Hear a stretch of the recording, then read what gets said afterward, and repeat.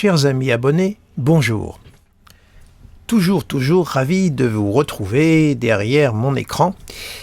Et aujourd'hui, je vais vous faire une vidéo à propos de la prochaine journée de mobilisation qui aura lieu le 31 janvier 2023. Alors là, pour le coup, et exceptionnellement, j'ai mis la domification puisque cette mobilisation se tient en France. Je l'ai donc dressée pour Paris à 14h puisque ça sera l'heure de démarrage du défilé. Alors nous avons vu que la mobilisation d'hier, donc du 19 janvier, j'enregistre cette vidéo le 20 janvier et il est exactement 9h10 pour préciser un petit peu le temps de la création de cette vidéo. Donc hier nous avons vu qu'il y a eu, comme je vous l'avais indiqué dans ma précédente vidéo, une très forte mobilisation pour contrer la réforme de la retraite. Alors là, on va voir l'état du ciel pour le prochain rendez-vous, la prochaine mobilisation qui aura donc lieu, comme je vous l'ai dit, le 31 janvier 2023. Donc là, on voit qu'on a un ciel, on aura un ascendant dans le signe des Gémeaux, un ascendant mercurien, et le soleil, là, sera dans le signe du Verseau, un soleil Verseau, qui sera au trigone de la conjonction Lune-Mars en Gémeaux, et au carré d'Uranus, qui est le maître du Soleil à ce moment-là, et également le maître du milieu du ciel et de Saturne. On a donc là un Soleil uranien, au trigone, au carré de son gouverneur, et au trigone d'une conjonction Lune-Mars en Gémeaux. On a quand même là vraiment des configurations de contestation. N'oublions pas qu'Uranus, dans la mythologie, vous savez, en astrologie, on le rapproche au mythe de Prométhée, mais au-delà, il marque l'émancipation, la transformation et également la révolution. C'est une planète qui va vers le futur. Uranus, c'est tout sauf le passé. Autrement dit, c'est une planète qui n'a pas peur de faire du tabula rasa pour apporter quelque chose d'autre. C'est une planète de révolution sur un plan collectif, tout au moins de très haute contestation. Et on voit que le Soleil, là, qui symbolise le pouvoir, l'autorité, est aux prises en tension avec Uranus, qui a maîtrise sur le Soleil. Donc déjà, on a un climat de contestation très fortement marqué. Et ensuite, le Soleil est au trigone d'une conjonction Lune-Mars dans le signe des Gémeaux de Mercure. Ça, c'est l'aspect quand même d'une contestation, d'une forte agitation. Donc pour moi, déjà, au vu de cette simple configuration, simple, c'est une façon de parler, moi je pense que le 31 janvier, le mouvement ne va pas s'essouffler. Ce n'est pas du tout ce que je lis dans ce ciel. Au contraire, il peut y avoir un rebond, un second souffle, si tant est que la mobilisation d'hier ait besoin d'un second souffle, elle était plutôt forte, mais là je vois plutôt un maintien, voire peut-être quelque chose de neuf qui va se mettre en place dans ce mouvement. Et la conjonction Lune-Mars, c'est la Lune insurrectionnelle, Lune-Mars, dans les travaux d'André Barbeau, la Lune en Bélier, sur un plan, je dirais, analyse collective, c'est la Lune insurrectionnelle, et là on a une conjonction Lune-Mars en Gémeaux. Alors, cette conjonction Lune-Mars en Gémeaux, moi, ça m'évoque quand même les jeunes, les lycéens, les étudiants. Or, ils se sont mobilisés hier, il faut le savoir, et la Lune, c'est le signe de l'enfant, dans le signe des Gémeaux, le signe de l'éternelle adolescence, le tout avec Mars. Il peut y avoir là une forte mobilisation des lycéens, des étudiants, pour le 31 janvier 2023. Là, il y a un article dans Le Parisien sur la mobilisation des étudiants. C'est terrible parce que, vous vous rendez compte, les lycéens qui se mobilisent pour la retraite, moi je me souviens quand j'étais lycéen, moi je suis né en 60, je pensais à tout sauf à la retraite quand j'étais lycéen, quoi. Et là on voit la gravité de ce monde, de cette société qui s'installe déjà très tôt dans les consciences, Le soleil, ça marque le conscient, de cette jeunesse là qui se mobilise. Certains disent, on n'a pas envie de voir nos parents se lever le matin pour les travailler très âgés alors qu'ils ne pourront plus. Vous vous rendez compte là, la gravité qui se met dans les consciences si tôt alors que normalement on devrait penser à autre chose. Tout sauf à la retraite, quoi. Ça marque le climat dans lequel nous sommes actuellement. Je trouve ça terrible. En même temps, je trouve ça...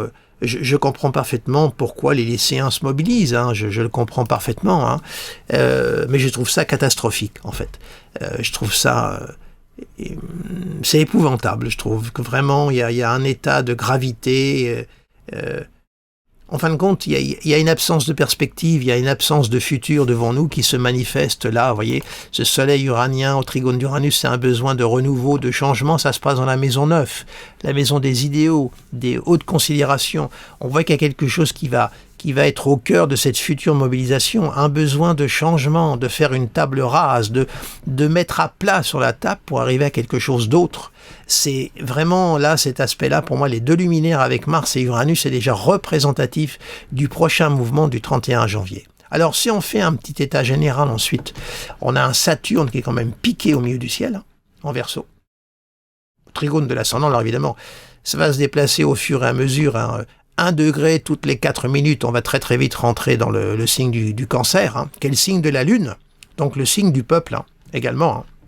Donc on voit qu'il y a quand même une accentuation, je dirais que le point névralgique va être de plus en plus actif et de plus en plus hypersensible. Alors on a un Saturne, la planète de Saturne, c'est la planète de la, de la constance, une planète de structure. Il est en Verseau, conjoint au MC, au trigone de l'ascendant, on a un Saturne qui est plutôt fort. Hein. Il maîtrise Pluton. Alors Pluton, lui, à ce moment-là, fera un sesquicarré à la Lune, bien entendu, un démarrage de la contestation, et un quinconce à l'ascendant. Donc on a un Pluton en 8, très fort dans sa maison, et qui vient appuyer la contestation, donc c'est la colère. Hein, là, on a un aspect de colère, on a une Lune martienne et plutonisée. Hein. Donc on voit la colère qui s'installe et qui continue de monter. Hein. Là, je vous parle, nous sommes le 20 janvier, ça sera dans 11 jours, quelle va être la position du gouvernement, quelles sont les décisions qu'il va prendre d'ici là. On a plutôt l'impression qu'ils vont rester campés sur leur position, hein, c'est clair. Je vais vous montrer dans quelques instants le ciel d'Emmanuel Macron pour le 31 janvier également. Alors, on va continuer quand même l'exploration de ce ciel. On voit d'ailleurs que le nœud nord, hein, est conjoint également à Uranus, hein. Donc le nœud nord est pris dans ce mouvement, hein, du soleil. On pourrait dire que le soleil va marquer le cœur du mouvement et la lune va marquer l'inconscient du mouvement, le côté affectif qui nous unit. Bah oui, qu'est-ce que vous voulez, la retraite. C'est une question qui est très intime. Que voulez-vous? C'est un sujet qui est très très fragile. Ça va, il y a un moment donné, on a assez travaillé, il y en a marre, quoi. Il faut aussi penser à vivre. Et évidemment, il y a des professions qui ne voient pas d'un bon œil le fait qu'on allonge l'âge de la retraite. Et puis, il ne faut pas être dupe, hein, c'est 64 ans, puis après, ils allongeront à 66. Il ne faut pas se faire d'illusions. Et puis, la retraite par répartition, mais moi, j'ai l'impression qu'on veut nous conduire vers une retraite tout simplement par capitalisation dans le futur. C'est assez perceptible, hein, si on veut un petit peu lire entre les lignes. Hein. On voit bien ce qui est en train de se tramer. Alors évidemment, là, il y a une réaction affective. La Lune aussi, c'est tout ce qui est lié aux valeurs de la famille. La retraite, c'est le moment où on se retrouve avec les siens, où on a le moment où on peut goûter une vie un petit peu plus sereine, tout de même, voyez-vous. Donc on voit bien ce qui est en train de se tramer dans ce mouvement-là. Hein, cette contestation, c'est pas que les gens soient contre la réforme, ils sont contre cette réforme. C'est ça qu'il faut comprendre. Vénus, elle, qui marque, l'échelle des valeurs, le rassemblement aussi, les liens amoureux, l'amour est en Poisson, on voit une Vénus qui est exaltée dans le signe de Neptune, hein, et elle est en train d'ailleurs progressivement de se rapprocher de Neptune par conjonction, hein, dans 19 jours elle y sera. Hein. Donc on voit une Vénus hyper émotive, hyper sensible qui est là, qui culmine également. Hein. Au carré de Mars, une Vénus carré Mars, hein, on voit la blessure aussi qui est en train de se jouer. Les gens qui se sentent floués, qui se sentent blessés par cette réforme. Ceux qui se sentent également oubliés. Neptune, c'est un peu le côté dilué, flou, opaque de cette réforme. Jupiter, lui, il est là-haut, en bélier. On a un Jupiter sur la dominante de Mars, qui est au sextile d'ailleurs de Mars. Donc on en voit là de nouveau le combat pour ce qu'on estime être nos droits, les droits, voilà, on veut faire entendre la justice, le droit, appuyé par Mars, qui est le dieu de la guerre.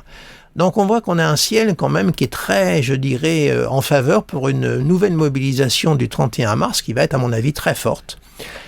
Mais il y a un courant uranien, il y a de l'air, vous voyez, et l'air c'est la communication, c'est la diffusion. On a une conjonction Lune-Mars en 12.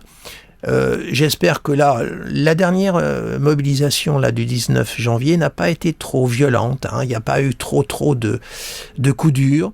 J'espère qu'il en sera de même pour cette prochaine mobilisation, qu'elle sera contenue, qu'il n'y aura pas de débordement de violence, hein, parce que c'est la pire des choses qui puisse arriver. Ah, j'ai oublié Mercure, parce que Mercure a maîtrise sur la Lune Mars.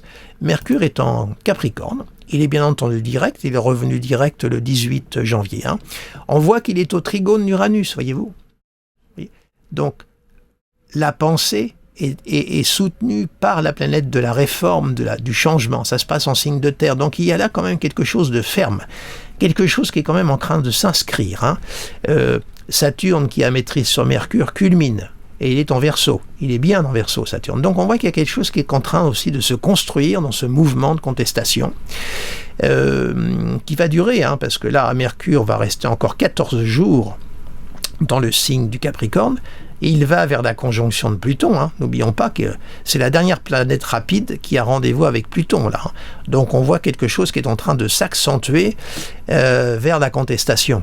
Hein. Donc là aussi, on voit une configuration qui vient appuyer cet état de révolte, cet état de ras-le-bol général. Donc on peut aisément dire que cette prochaine mobilisation du 31 janvier va certainement être forte et qu'elle peut même réserver des surprises. Moi, je ne la vois pas s'essouffler, vous voyez, au 31 janvier. Cela m'étonnerait beaucoup au vu du ciel que nous avons sous les yeux. Je ne vois pas que ça soit un pétard mouillé, cette prochaine mobilisation. Pardonnez-moi, je parle un peu vite. Au contraire, moi je vois un renouveau, je vois un nouvel élan dans cette mobilisation du 31 janvier.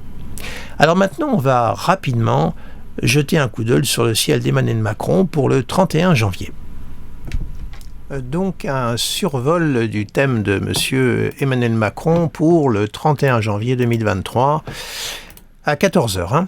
Voilà. Alors, vous, son thème à l'intérieur, la position des planètes pour le 31 janvier 2023 à l'extérieur, comme toujours. Alors, qu'est-ce qu'on note surtout de significatif? Eh bien, on a déjà le Soleil, là, qui est dans sa maison 1. Et que fait le Soleil? Il est opposition exacte à son Mars natal. Donc, on voit la contestation qui se dresse, là. On voit la lutte qui s'engage pour lui par rapport à son image, à son pouvoir. Hein. Le soleil, n'oublions pas, marque le pouvoir, l'autorité. On voit que ce soleil-là est au carré de sa lune natale. Et au carré du transit d'Uranus, on a toujours Uranus qui est sur la lune natale de son thème, hein, relançant l'opposition à son Uranus natal, et le carré à Mars. Mais le soleil, quant à lui, est dans l'orbe du carré. Hein. On a un carré soleil-Uranus qui tombe sur sa lune natale. Hein. Et au carré de son Uranus natal est opposé à Mars. Et trigone Pluton. Donc on voit qu'on a un soleil là qui est fortement touché, fortement malmené, hein. Il y a de la tension, hein, dans son thème. C'est sa fonction, le soleil, c'est lui. Hein. Ça se passe dans la maison 1. Ensuite, qu'est-ce qu'il y a d'autre de particulièrement significatif? Eh bien, c'est la Lune. La Lune qui est conjointe à Mars et qui est dans l'opposition, hein, de son amas là. La Lune qui va continuer à avancer durant toute la journée. Hein. La Lune avance de 1 degré toutes les 2 heures, c'est vrai, mais on a une conjonction Lune-Mars. Là, on voit qu'il y a une accentuation de la contestation. Hein. Surtout qu'au natal, nous avons une Lune au natal qui est au carré de son Mars natal. D'accord? Vous voyez? Là, mon logiciel ne marque pas l'aspect du natal, puisque ce sont les aspects avec les transits, hein, qu'il marque. Donc, je vous l'indique. Au natal, M. Macron a une Lune carré Mars. Et on voit la conjonction Lune-Mars qui se recrée dans la 4 et qui s'oppose, hein, à son amas en Sagittaire. Pardonnez-moi, en Sagittaire. Donc, on voit une accentuation de la contestation, hein, qui est nettement marquée. cette fameuse lune insurrectionnelle qui est là. On voit également que le nœud nord est lié à Uranus et conjoint à sa lune natale. Hein. Ensuite, on a un Saturne, lui, qui est opposé à Saturne natale. Hein. Et c'est une opposition, je dirais, applicante, puisque Saturne va progressivement avancer vers les Poissons et ira à l'opposition de Saturne. Vénus, elle est à l'opposition de Saturne. Mercure est toujours dans sa maison 12. Et enfin, Pluton, lui, est pile sur son ascendant, 28 degrés, aspect exact. Donc on a un ciel là aussi qui est fortement chargé, fortement mouvementé pour M. Emmanuel Macron. Alors, maintenant, quelle décision va-t-il prendre ? Grand mystère. Là, on a quand même, avec ce soleil, quelqu'un qui peut rester campé quand même sur sa position. Ce soleil Verseau, là, au carré d'Uranus. Bon. Et puis, j'ai oublié de vous parler aussi de Jupiter, qui est toujours dans l'orbe du carré à son Jupiter natal. Hein. On voit que là, il y a un contre-pouvoir qui se dresse devant lui, aussi. Hein. Quant à Neptune, il fait toujours son carré à la Vénus natale de son thème. Donc on voit que le ciel de M. Macron là est fortement chargé, fortement mouvementé, ce qui représente la situation qu'il traverse étant donné les mesures et la réforme qu'il veut appliquer. Voilà. On a l'effet boomerang.